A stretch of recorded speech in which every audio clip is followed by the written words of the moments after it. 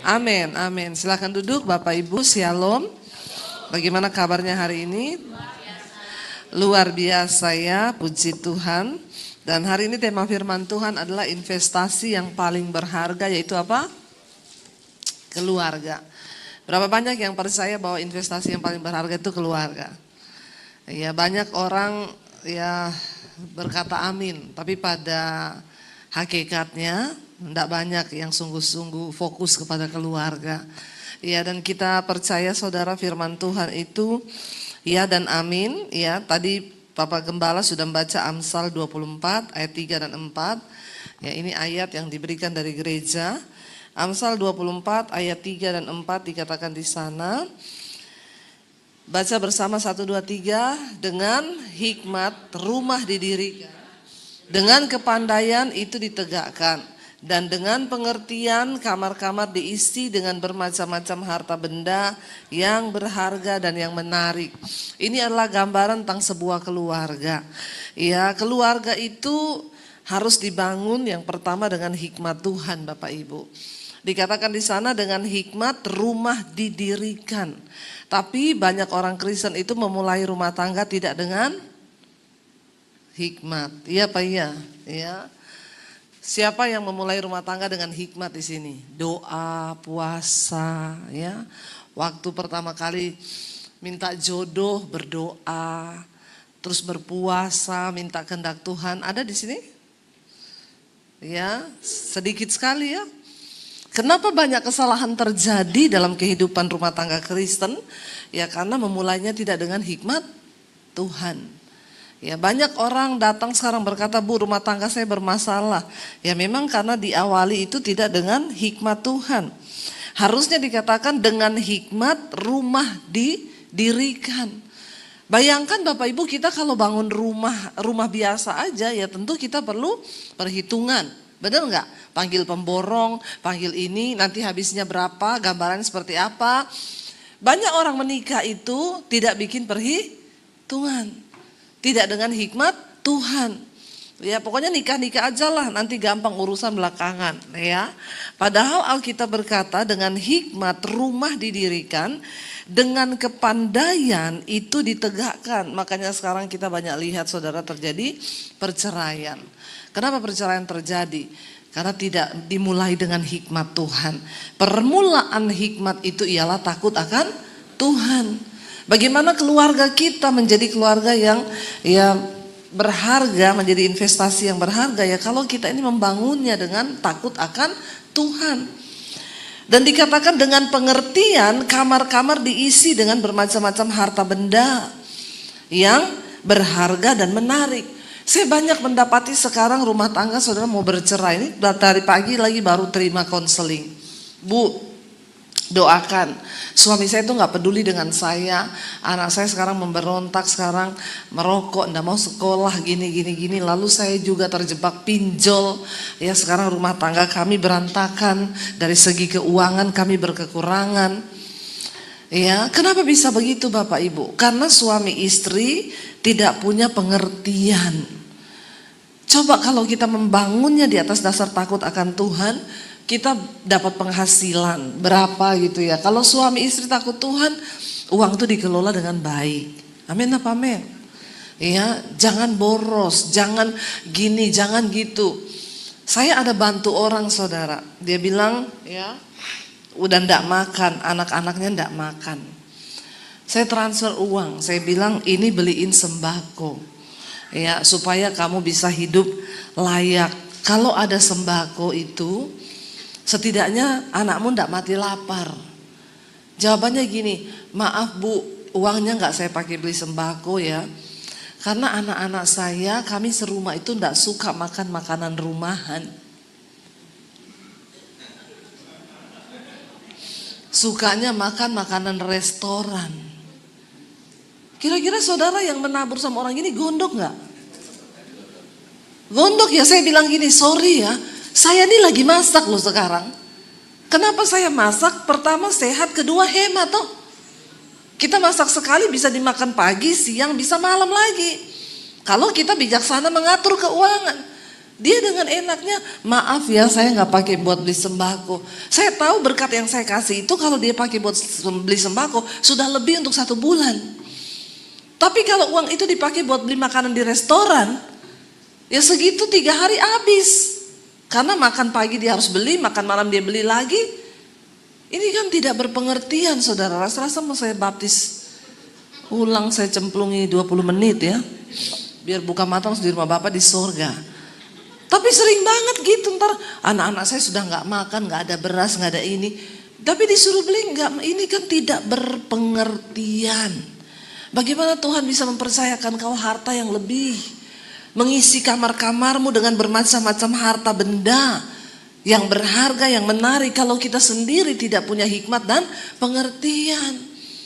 Ya, makanya suami istri itu harus saling mendukung, harus dua-dua takut Tuhan. Jangan mendukungnya ke arah yang negatif. Ya, udah nggak ada duit, beli motor yang nggak ada duit, utang aja nggak apa-apa. Akhirnya terjebak dalam pinjol. Kalau sudah terjebak pinjol, ya sudah, repotin sana sini, pinjem kanan kiri, belum lagi kalau dipermalukan. Bapak Ibu, mari kita menjadikan keluarga ini sebagai investasi yang berharga di mata Tuhan. Ya, supaya kita nggak berkekurangan, supaya kita ini sungguh-sungguh menjadi berkat, rumah tangga kita menjadi kesaksian bagi orang. Saya yakin kalau suami istri bijaksana, anak-anak juga akan tumbuh dalam bijaksana, dalam takut akan Tuhan. Ya, bukan menjadi anak-anak yang rusak, yang akhirnya tidak bisa menghargai berkat Tuhan. Mari kita berdoa. Dikatakan di sana dengan hikmat rumah didirikan, dengan kepandaian itu ditegakkan, dan dengan pengertian kamar-kamar diisi dengan bermacam-macam harta benda yang berharga dan yang menarik. Kehidupan rumah tangga yang difokuskan kepada Tuhan pasti akan begini saudara. Semakin hari semakin naik, bukan semakin hari semakin turun. Kalau hari ini rumah tanggamu semakin turun, keluargamu semakin turun, coba cek. Jangan-jangan kita ini sudah tidak lagi takut akan Tuhan. Saya yakin kalau orang yang hidup takut Tuhan tuh pasti diberkati Tuhan kok. Amin. Ya, kecuali kau tidak takut Tuhan, munafik, sombong, ego, ya hanya demi kesombongan, utang kanan kiri, ya belum bisa beli mobil, ya nggak usah beli mobil dulu, naik motor masih bisa kan? Tapi orang sekarang itu jangan, kesombongannya itu melampaui saudara. Ya, jadi akhirnya dirinya dibawa dalam kesusahan yang seharusnya nggak perlu begitu, tapi akhirnya jadi begitu. Yang pertama harus ada takut Tuhan. Saudara ingat ketika saya kemarin baru pulang dari Israel saudara ya, makanya masih capek banget ini. Kita pergi ke Kana, di satu tempat pernikahan di Kana ya, saudara ingat ya. Di sana Tuhan bukakan sesuatu kepada saya yang sangat berharga. Saudara tahu ceritanya ketika pada waktu itu Yesus diundang datang ke satu pernikahan. Ini bicara keluarga. Yesus datang bersama dengan ibunya di sana dikatakan. Lalu ketika ya lagi di pesta itu, ya ibu Yesus berkata kepada Yesus, selama ini kita punya konotasi bahwa ibu Yesus meminta Yesus melakukan mujizat. Padahal bukan loh. Tidak seperti itu. Tuhan Yesus di dalam pekerjaan, di dalam keilahiannya di dunia, tidak bisa dipengaruhi oleh manusia siapapun. Karena dia mutlak hanya melakukan kehendak Bapa. Ya. Selama ini dalam pemahaman saya ketika Yesus ibunya meminta untuk dia bikin mujizat karena pernikahan itu kehabisan anggur. Lalu Yesus kan waktu itu bilang apa? Waktuku belum tiba. Ya, selama ini saya juga salah berpikir bahwa akhirnya Yesus melakukan mujizat karena permintaan mamahnya.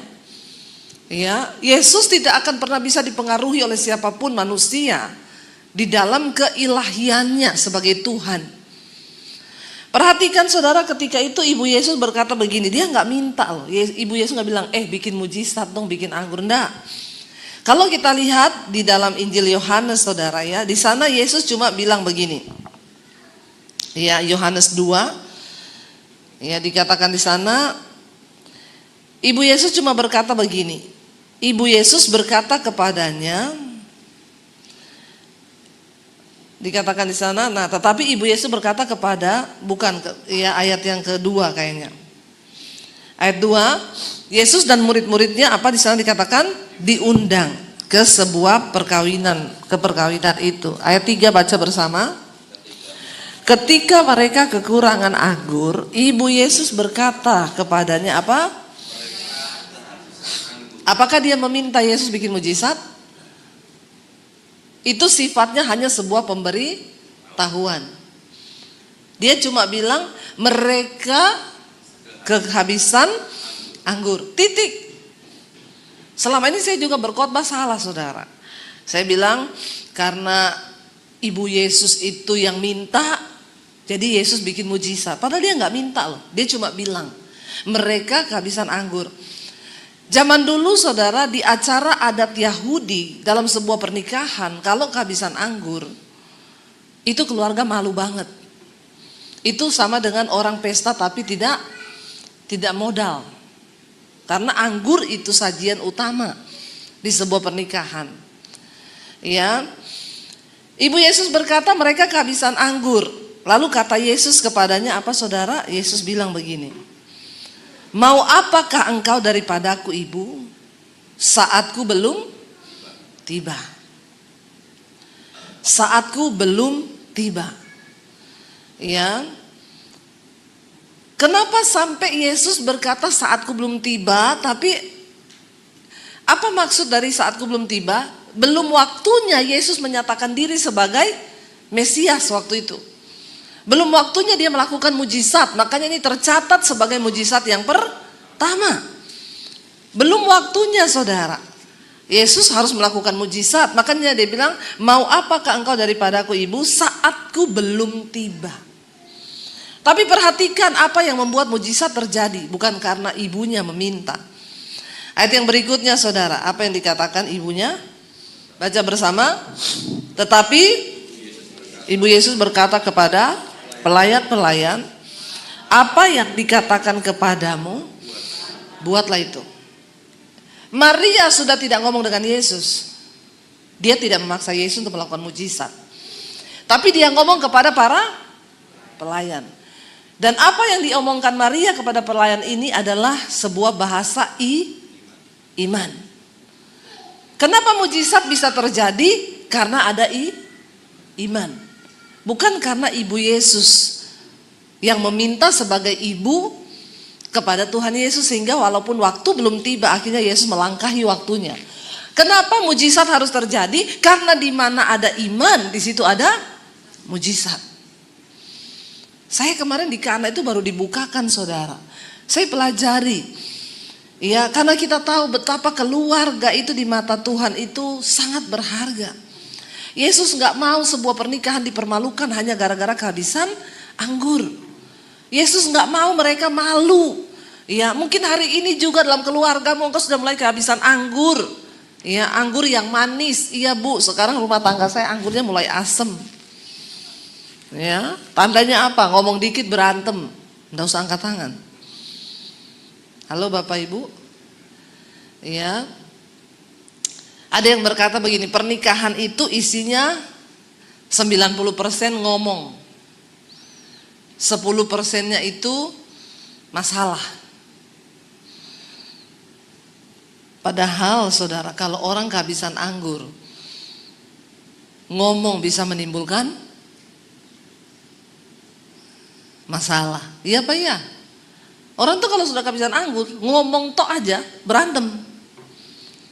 Ya, makanya terjadi suaminya bilang, lu diam deh, mending lu diam. Istrinya bilang, lu juga mending diam. Betapa bahayanya kalau psikolog bilang pernikahan itu isinya 90% ngomong. Dan 10%-nya masalah. Kalau itu memang benar, maka rumah tangga kita penuh dengan masalah. Ya Pak ya, saudara. Ya. Kalau kehabisan anggur, saudara, kita ini ngomong aja jadi masalah loh. Yesus sangat konsen dengan sebuah pernikahan. Makanya walaupun waktunya belum tiba, karena ada iman di sana, ibunya nggak ngomong ke Yesus, bikinlah mujizat Yesus, tolonglah pernikahan itu, enggak.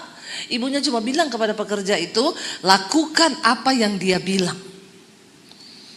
Dan itu adalah iman, saudara. Sebuah keluarga akan menjadi berharga ketika di dalamnya ada iman. Amin Bapak Ibu. Jangan biarkan imanmu mati. Suami istri, anak-anak kita mau dibawa kemana itu mereka hanya melihat iman orang tua kok. Ya, ada yang datang sama saya, Bu, anak saya sekarang merokok, udah gak mau sekolah, udah hancur pergaulan. Ya pasti kan orang tuanya bermasalah. Gak mungkin gak. Kalau orang tuanya beriman kepada Tuhan, gak mungkin anak bisa seperti itu Bapak Ibu.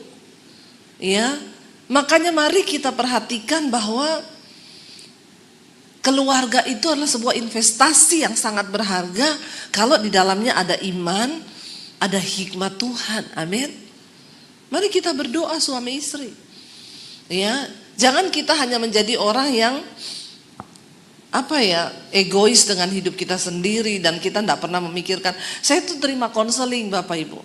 Selalu kalau orang itu datang, Bu, anak saya memberontak gini-gini, saya selalu tanya, hubungan ibu dengan suami bagaimana? Iya, akhirnya dia baru cerita. Iya sih memang rumah tangga kami begini. Ya, iya pasti. Pasti kalau kamu hidup takut Tuhan, suami istri punya iman kepada Tuhan, maka tidak mungkin rumah tanggamu itu akan bermasalah, anak-anakmu bermasalah. Ketika Ibu Yesus berkata kepada Yesus mereka kehabisan anggur. Ya, dan dia hanya berkata kepada para pelayan itu, lakukan apa yang Yesus katakan. Ya, Bapak Ibu, tidak ada persoalan yang terlalu berat dalam rumah tangga kita ketika ada iman suami istri bersama-sama bergandengan tangan. Amin. Percayalah itu. Ya, nggak mungkin saya dengan suami itu melewati rumah tangga kami, saudara, pasang surut. Tapi satu yang kami tetap pertahankan, iman, percaya kepada Tuhan. Sampai kami melihat semua janji Tuhan itu digenapi dalam hidup kami. Amin. Ya, jangan coba melangkah jauh dari Tuhan. Jangan pernah hidup jauh dari Tuhan. Jangan ambil resiko untuk meninggalkan Tuhan. Banyak orang sudah meninggalkan Tuhan sekalipun masih Kristen. Banyak masih Kristen, saudara, masih ke gereja masih. Ya. Masih setiap minggu ke gereja. Tapi secara rohani sudah murtad karena tidak percaya lagi sama Tuhan. Waktu ada masalah kau coba selesaikan dengan kekuatanmu sebagai manusia. Ya. Tapi coba kau duduk di kaki Tuhan dan libatkan Tuhan, datang saja sama Tuhan. Bagaimana membangun iman hari-hari ini? Datang kepada Tuhan. Kunci kamarmu, masuk, berlutut kepada Tuhan dan mulai buka hati bagi Tuhan. Amin Bapak Ibu. Ketika ada masalah, ayo cari Tuhan. Ya. Dan ketika itu Yesus berkata, mau apakah engkau daripadaku ibu, saatku belum tiba. Tapi Ibu Yesus berkata kepada para pelayan. Ibu Yesus gak berkata lagi kepada Yesus. Dia berkata kepada pelayan-pelayan itu, apa yang dikatakan kepadamu, buatlah itu. Ini adalah sebuah bahasa iman, saudara. Di situ ada 6 tempayan yang disediakan untuk pembasuhan menurut adat orang Yahudi. Masing-masing isinya 2-3 buyung. Yesus berkata kepada pelayan-pelayan itu, isilah tempayan-tempayan itu penuh dengan air. Dan mereka pun mengisinya sampai penuh. Lalu kata Yesus kepada mereka, sekarang cedoklah dan bawalah kepada pemimpin pesta. Lalu mereka pun membawanya. Setelah pemimpin pesta itu mengecap air yang telah berubah menjadi anggur, ya, ia tidak tahu apa datangnya dari mana.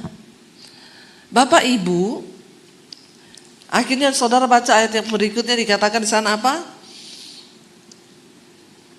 Baca ayat yang berikutnya, ya, dia mencedok, ia tidak tahu dari mana datangnya, tetapi pelayan-pelayan itu yang mencedok air itu mengetahuinya. Ia memanggil mempelai laki-laki dan berkata kepadanya apa? Baca 1, 2, 3.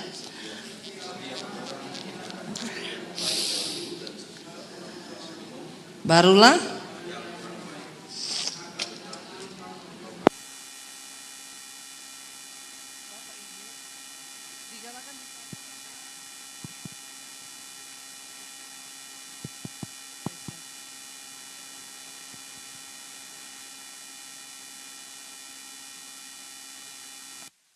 ya sangat. Ya, jangan percaya kalau ada hamba Tuhan yang bilang, oh enggak, mental harus mental, kamu harus ke psikiater supaya mentalmu sembuh. Ya, Alkitab berkata, Daud berkata, hai jiwaku, mengapa engkau tertekan dalam diriku? Pujilah Tuhan, hai jiwaku.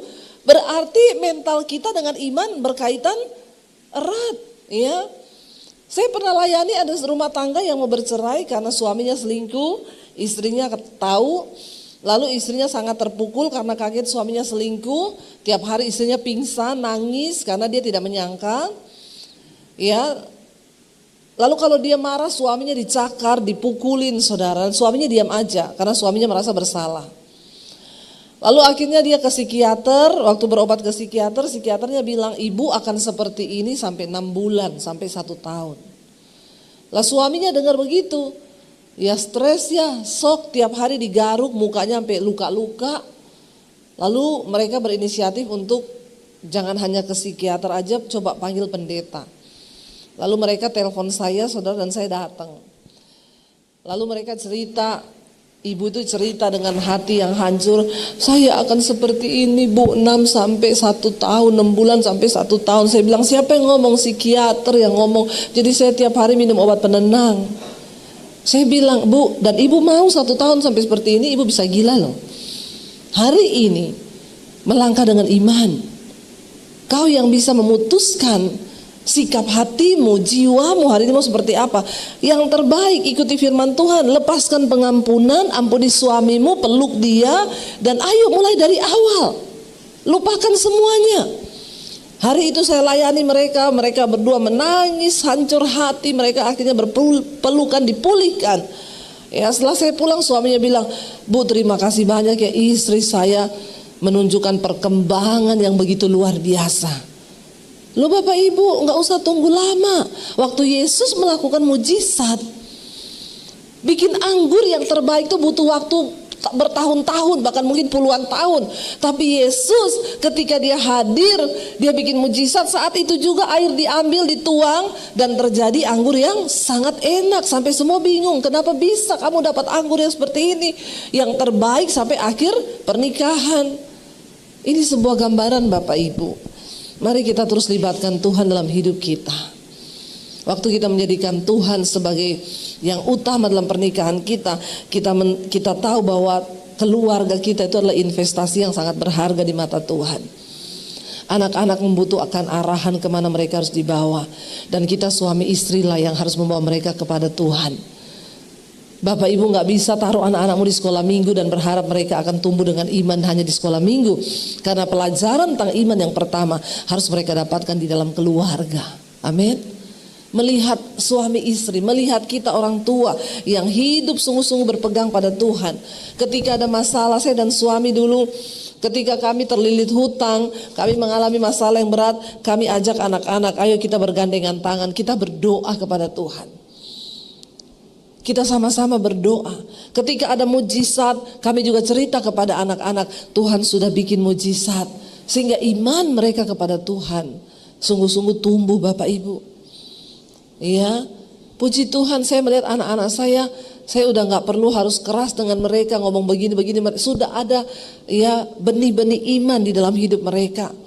Mereka sekarang tahu pacaran misalnya, jatuh cinta gak mungkin sama cowok yang tidak percaya Tuhan. Itu udah gak ada dalam kamus mereka. Gak mungkin sama cowok yang merokok, itu sudah gak ada juga dalam kamus mereka. Ya, saya gak pernah marahin, tapi mereka tahu. Karena saya bagikan iman itu kepada hidup mereka Bapak Ibu. Mari para suami istri, kita gak bisa hidup jauh dari Tuhan hari-hari ini. Apalagi lihat keadaan zaman yang sudah seperti ini. Tidak ada jaminan kepastian di luar Tuhan. Ayo kita mulai dari kita suami istri, ambil komitmen untuk sungguh-sungguh belajar menghidupkan iman dalam rumah tangga kita. Bawa anak-anakmu kepada Tuhan, ajari mereka untuk beriman kepada Tuhan. Amin Bapak Ibu. Waktu kita mau sungguh-sungguh cari Tuhan, saya yakin dan percaya rumah tangga kita diberkati oleh Tuhan.